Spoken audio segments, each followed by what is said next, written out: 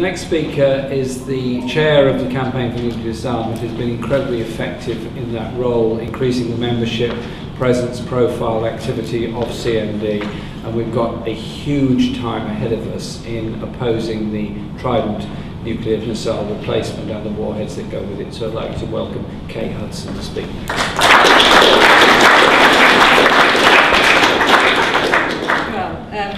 Thanks very much, Jeremy. It's good to see people here this evening. I think it's the absolutely crucial time to talk about this issue of what we spend our money on. Are we spending our money on nuclear weapons, on war, on killing and destruction, or are we going to be investing in the future of our country, supporting and renewing our services, investing in new industries, sustainable industries for our future? I don't know if anyone watched Question Time last Thursday. I know that Caroline was there on the programme, so you'll know what Vince Cable said. He actually managed to give the impression that Britain currently spends no money whatsoever on our nuclear weapons system.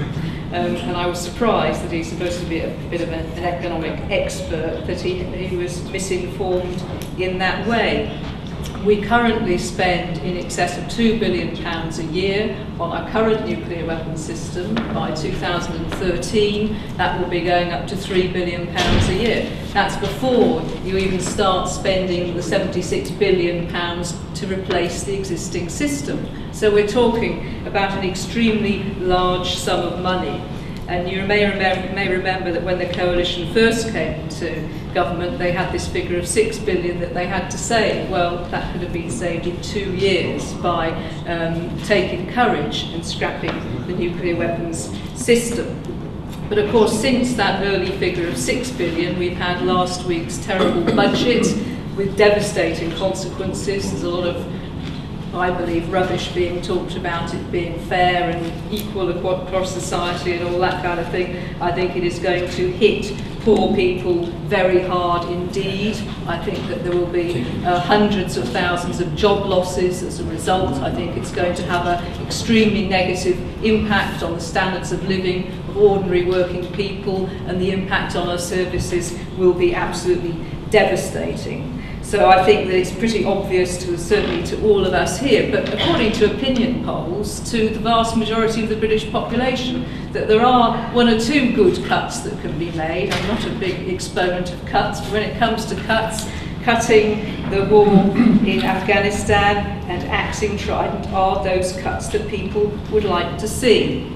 But I would just like to make a bit of a plug for rejecting the current economic orthodoxy that cuts are absolutely essential, that we have to be cutting something, people looking around desperately for deep cuts. There are plenty of really serious, credible economists who argue that that is not the way forward for Britain, that the way forward for Britain is investment, it's growth, and it is looking to new industries, things like the sustainable energy sector, that Britain can be a leading player in terms of global economic development. So that's what we need to be looking to, and that's the kind of leadership that I believe that we need politically, some kind of political vision. And looking at the Labour leadership, Hudson, CND, sponsored the first one with the New Statesman, and I thought the vision for the future of Britain, the type of economy we want, the type of society we want, and I think that a colleague on my left here was giving all the right answers in that respect. That is the kind of leadership that I would like to see politically, and particularly from the Labour Party, because we can rebuild our economy and we can rebuild British industry and jobs. And I just want to say something very briefly about the jobs question with regard to Trident and the nuclear weapons system, because very often people raise what I think is a complete myth, a kind of red herring. You can't get rid of Trident because it is going to have a devastating impact on British employment.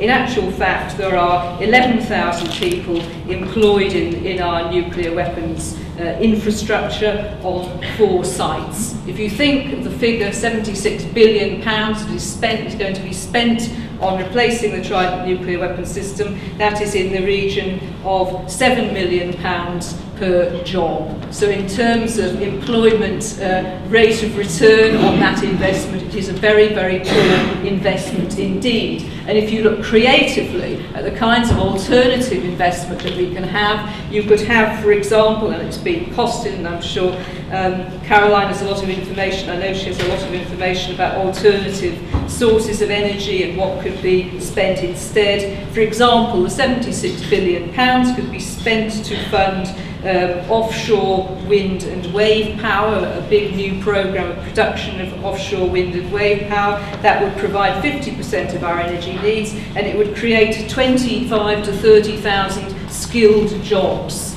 in transferable areas from where people are already working in that sector. So this kind of dead-end approach that we have to maintain jobs in weapons of mass destruction, those are not really credible arguments. They're poor arguments that fail to recognise the potential that we have in our economy for economic growth, for industrial growth. The skills are there, we need the political will to bring that about. And that is what I would like to see coming from the Labour Party, as well as, of course, the Green Party has that vision as well, and other parties. But I think we really need to get that from the Labour Party in opposition, and I hope that will be possible. I think it's absolutely essential that we refuse to fall for the argument that neoliberal economic policies, free market policies, having failed, having collapsed, having brought the world to the brink of economic crisis and collapse, that we now have to pay to restore that system. I think that we need to have a new look at the alternatives that are available,